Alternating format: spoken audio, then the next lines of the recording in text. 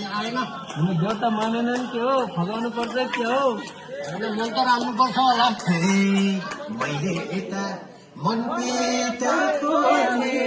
ढुङ्गा हो कि मान्छे हो नबोल्ने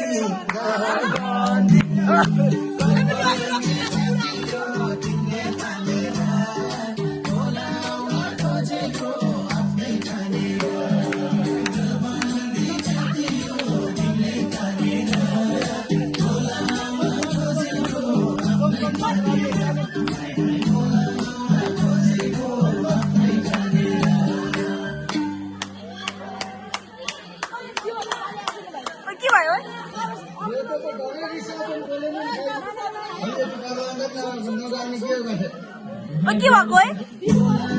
के भयो के भयो रिसुर्सियो कि अब मलाई अब गोली भएर हात के भयो भनेको किन गयो